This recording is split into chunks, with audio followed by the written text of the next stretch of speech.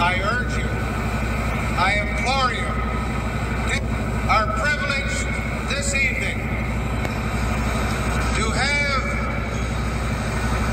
participate in a very special way in the program. It's my great privilege and very high honor to introduce a man who has become an American legend. Since 1941, his name has appeared annually on the list of the top 10 film stars of the world. Now, I'm not going to introduce him until you'll be quiet.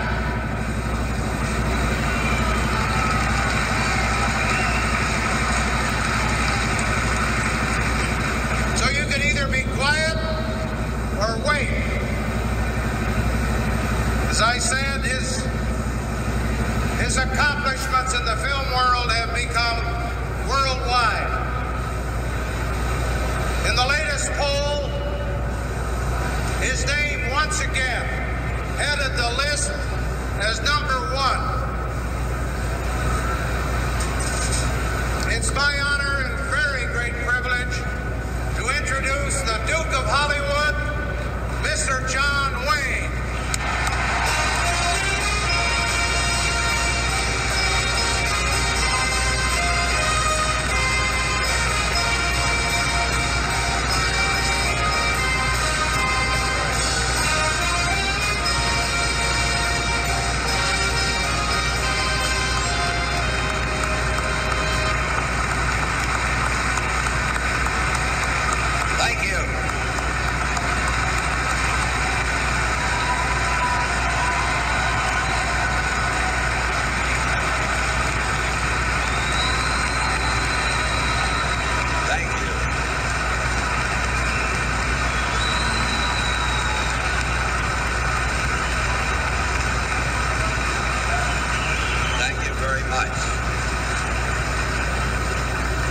Mr. Chairman, delegates, invited guests, and all you friends of the United States of America.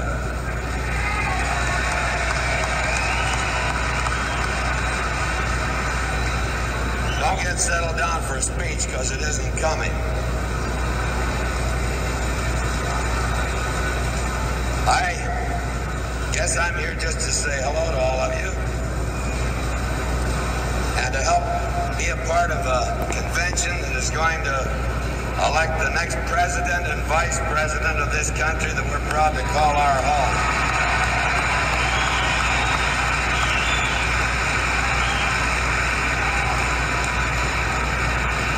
I came here because I believe with all my heart that Richard Nixon is the right man in the right office at the right time.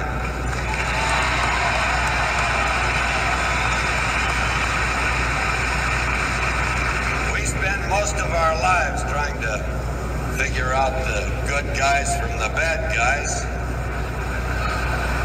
And we usually find out that most of us are a little bit of each. But in the last few years, I've seen enough to know that Richard Nixon is a good guy, a decent man, and a great president.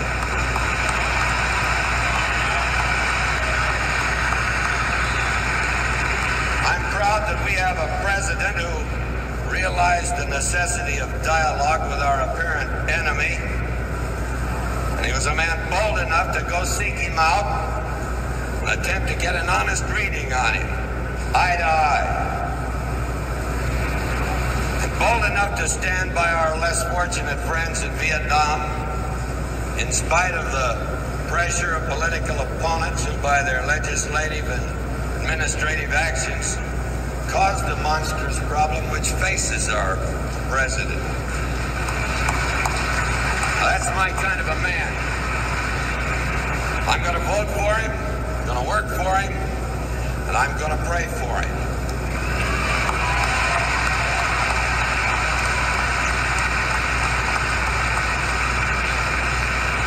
I guess that the least a fella can do for a country that's given each of us a better chance to a good and happy life than our parents, I guess the least you can do for a country like that is to make sure that the man they put in the White House is our best.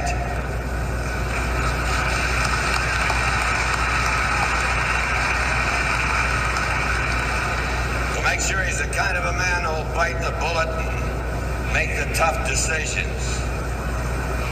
To make sure he's the kind of a man who speaks for all of us to all the world.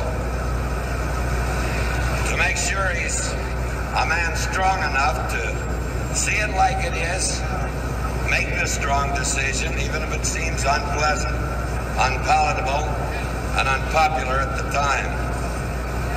That man is Richard Nixon.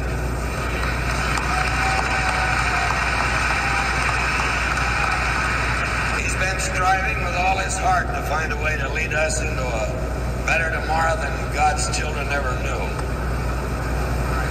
Richard M. Nixon, our president today, our president tomorrow, and our president for the next 4 years.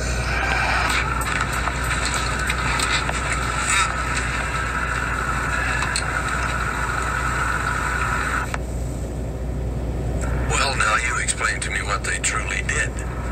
Well, the Indians said that they weren't savages, that they didn't lose every battle to the cavalry. Well, I don't know. You read some of the history of right around New Mexico here and the type of Indians they had, and they had times when they had sacrifices and just tore the hearts out of people. I don't suppose that that would be considered torturous or savagery. I know the terrible thing that we did was to put them on reservations. That's takes a man's human dignity away from him, takes his desire to better himself away from him. That's what they want to do with that cradle-to-grave socialism. They'll have our whole country like that if we keep paying all our taxes for these minorities that you're provoking. What you're witnessing is the reason why the Most High wrote the book of Obadiah, which is dedicated to Esau, Edom, aka the white man, showing you that they have never changed and will never ever change. The Most High knows all and knows everything. And this is a testament, no matter what time frame you came from my mother and my father's era, to my grandmother and my grandfather's era, to my current era, and to my daughter and my granddaughter's era.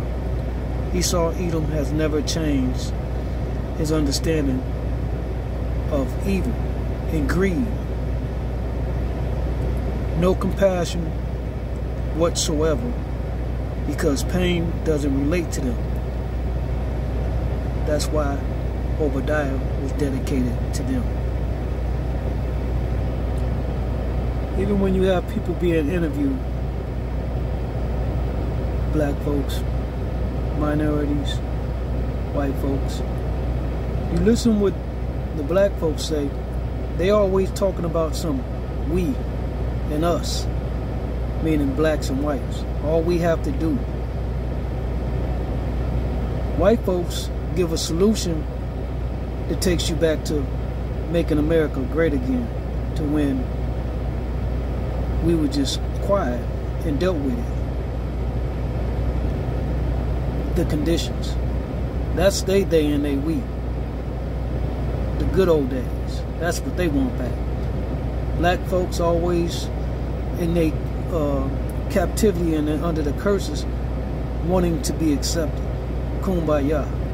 This country, what do they want? They want people to come from Africa. The Mexicans want people. They stick up for their own kind. The Mexicans want more Mexicans here.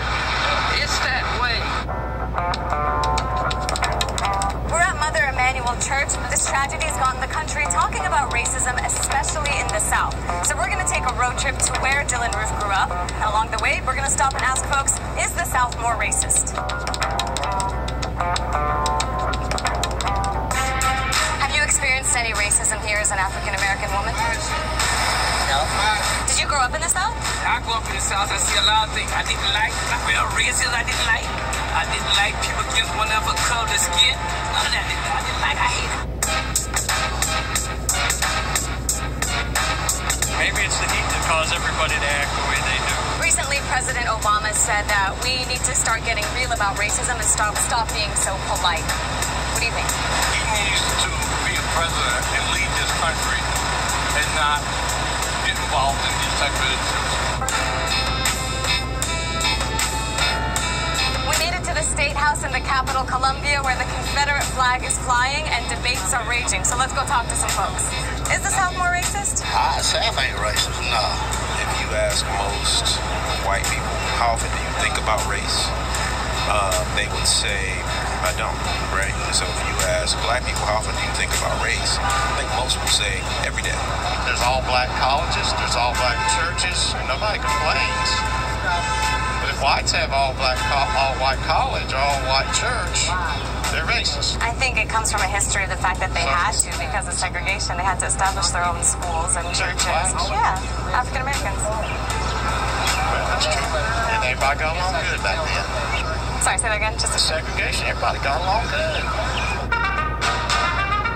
So we've reached Lexington. This is where Dylan Roof actually went to high school, and we're going to see who we can talk to around here. Is there a problem with racism out here? Of course it is. It's the South.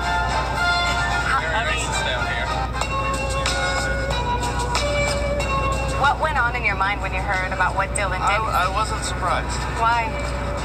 We always knew the kid was messed up, and we knew he was going to do something like that, but we never thought he would actually do it like that. Is there a lot of racism in Lexington, in South Carolina? Not really. I mean, it is a good old boy state to classify it. A lot of riots are starting because of the racism. Charleston is actually, they're answering it with class.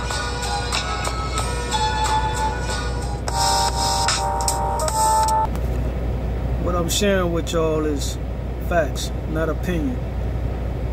And you can see in the comments, if there will be any, I doubt that anybody objecting get the balls to even comment, because they're comfortable in their cowardness and not admitting the truth, let alone who they are. There's no need for us to comment. You probably won't see any comments from the children of Israel, because we have no problem admitting we're seeing exactly what we're seeing. Our eyes are not lying to us. History is not lying to us. This is captivity. This is a punishment. But Obadiah is up next. Judgment for Esau, Edom. Prepping to interview Mitch Smiley over at Hard Intentions. I was looking at his channel, and he mentioned the genesis of this story. He's talking about Michael Thompson, the famous AB dropout. Now, Thompson is a guy that you may know from National Geographic. He first appeared in 2007, one of the first people that the average person ever heard about with the Aryan Brotherhood. He was very, I guess, gregarious and likable on camera. And after 46 years in prison, he was released in August of 2019. You can check out Mitch's channel at the link below, and I think that this is a very interesting and karmic story. So this was really back in the early days of us first seeing people inside prison getting interviewed and talking, and he really captured the public's attention. On the 1 hour show, Thompson was nicknamed, supposedly it was Sky, because he was some sort of Native American, so he claims, painted quite an image for himself. Man of honor and violence who was framed for the murders he originally went to prison for. A guy who ruled the prison yard through gladiator-like knife fights, sometimes against whole groups of enemies which he would dispatch by himself. Let him tell it. He learned to read and write in prison, and over time learned college degrees. A press release states about him. He got a PhD in biology and a master's in business administration. He belonged to the Aryan Brotherhood from 1987 to 1983, and he himself claims to be the highest ranking Aryan Brotherhood dropout of all time. Now, Mike Thompson claims he dropped out of the AB because he was outraged that the gang authorized the murder of another gang dropout's father. So that's when Thompson's career as an informant got started, though Some say he did it to get out of the crosshairs of Robert Blinky Griffin, a rival leader within the AB, but we'll get back to that. So Thompson testified back in '83. This hitman in the case that was going after the dropout's family, somebody did get killed. That guy got put on death row. And after Thompson helped put that guy on death row, he kept testifying in all sorts of trials and getting himself in all sorts of legal imbroglios, which he could use to his own advantage, all up until the 1990s. He even, 1987, he roped an LA sheriff down at the county jail into getting involved in trying to sell stolen cars to contacts Thompson supposedly had down in Mexico, but of course Thompson set him up, and that and several LA sheriff's deputies caught cases in 1987. In their response, state prosecutors hardly defended Thompson against these attacks, noting that he testified to avoid potential racketeering charges and in the hopes of, quote, pleasing parole authorities down the line. In sum, no rational juror could have convicted anyone of anything solely on the word of the admitted perjurer and schemer Thompson, the prosecutors themselves wrote. And that was before Thompson blew his parole with this big EDD fraud case. Now, despite his history of cooperation in all these different cases, Thompson still had a hard time getting out. For one thing, he wouldn't admit that he had ever killed anybody. This is what Thompson told the parole board, and until recently, it's quite rare for people with life sentences to ever get paroled in California, and though he had worked with law enforcement so extensively that he bragged about being served a complete turkey dinner with his own carving knife while in the LA County Jail, he still was having a hard time getting out. California governors often overrule the parole board, even if they want to let the guy out. And think about Bill Cosby right now. Bill Cosby refused to admit that he was guilty, even though he's already served a bunch of time, and they wouldn't parole him. And Mike Thompson would never admit that he was guilty of the murders he was convicted of, but he did end up getting parole. Another story of Steven Seagal-like heroics were key to Big Mike securing parole.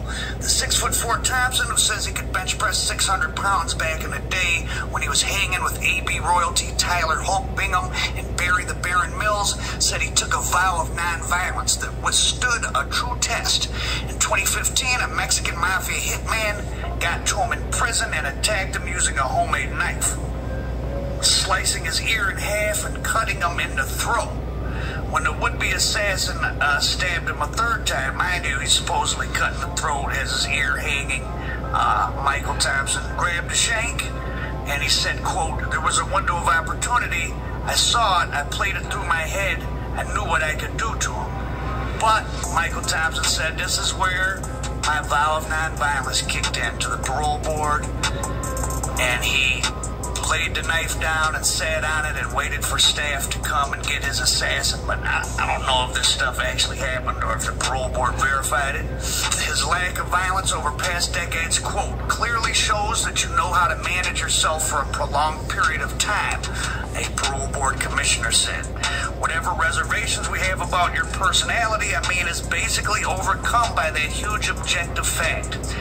So it was a big deal when Michael Thompson walked out of prison in August of 2019, and now, less than 2 years after being out, bam, he's back in jail for EDD fraud, one of the biggest EDD fraud cases going on in the entire state of California. He has a slew of charges ranging from cheating homeless people out of their unemployment to creating a fake firefighting company to secure $1.5 million in business loans. According to prosecutors, Thompson and his co-defendant, whom he met in prison, must have been on the special needs yards, aka protective custody, tricked at least 16 people to give up their personal information to them to misuse. Thompson and his cronies would get homeless people's Social Security numbers by telling them they were going to help them fill out their unemployment forms, and then of course they would, but they would keep all the money. And I would imagine for a homeless person, Michael Thompson was a pretty intimidating guy, and They were probably afraid to ask for their money back. Now, like all good tales of karma, this story circles back to the beginning. Let's go into detail about the case that got Michael Thompson moved out of general population, had him dropping out of the Aryan Brotherhood, and put the guy named Price on death row. So it's 1983. Michael Thompson is a proud member of the newly formed Aryan Brotherhood Commission. They're meeting at Palm Hall in Chino, and in 1983 the commission had a hitman named Curtis Floyd Price to murder Richard Barnes, who was an LA resident whose son Stephen had dropped out of the AB and agreed to testify. Stephen Barnes was in witness protection, so the gang settled for murdering his father. Thompson says he was the only high-ranking member to vote against the hit and that it left a bad taste in his mouth. He dropped out of the gang soon after and testified against Price, who was sentenced to death for indeed murdering Barnes and a woman named Elizabeth Hickey.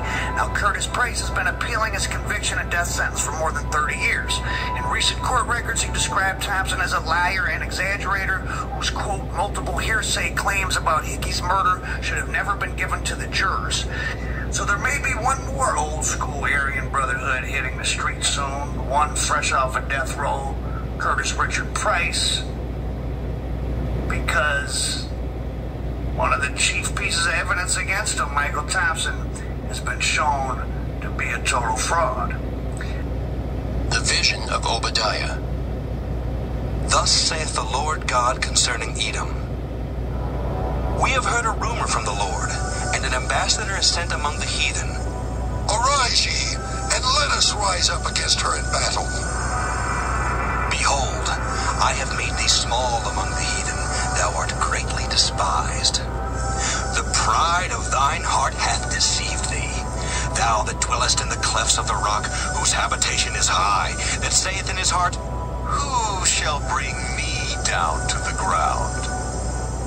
Though thou exalt thyself as the eagle, and though thou set thy nest among the stars, thence will I bring thee down, saith the Lord. If thieves came to thee, if robbers by night, how art thou cut off? Would they not have stolen till they had enough? If the grape gatherers came to thee, would they not leave some grapes? How are the things of Esau searched out? How are his hidden things sought up? All the men of thy confederacy have brought thee even to the border. The men that were at peace with thee have deceived thee, and prevailed against thee.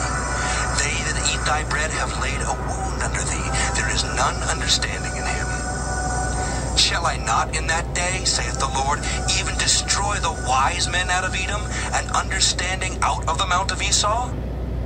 And thy mighty men, O Timon, shall be dismayed to the end that every one of the mount of Esau may be cut off by slaughter. For thy violence against thy brother Jacob, shame shall cover thee, and thou shalt be cut off forever. In the day that thou stoodest on the other side, in the day that the strangers carried away captive his forces, and foreigners entered into his gates, and cast lots upon Jerusalem, even thou wast as one of them.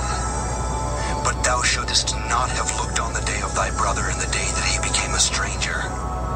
Neither shouldest thou have rejoiced over the children of Judah in the day of their destruction. Neither shouldest thou have spoken proudly in the day of distress. Thou shouldest not have entered into the gate of my people in the day of their calamity. Yea, thou shouldest not have looked on their affliction in the day of their calamity, nor have laid hands on their substance in the day of their calamity. Neither shouldest thou have stood in the crossway to cut off those of his that did escape. Neither shouldest thou have delivered up those of his that did remain in the day of distress. For the day of the Lord is near upon all the heathen. As thou hast done, it shall be done unto thee. Thy reward shall return upon thine own head. For as ye have drunk upon my holy mountain, so shall all the heathen drink continually. Yea, they shall drink, and they shall swallow down, and they shall be as though they had not been. But upon Mount Zion shall be deliverance, and there shall be holiness, and the house of Jacob shall possess their possessions. and the house of Jacob shall be a fire, and the house of Joseph a flame, and the house of Esau for stubble, and they shall kindle in them and devour them. And there shall not be any remaining of the house of Esau, for the Lord hath spoken it.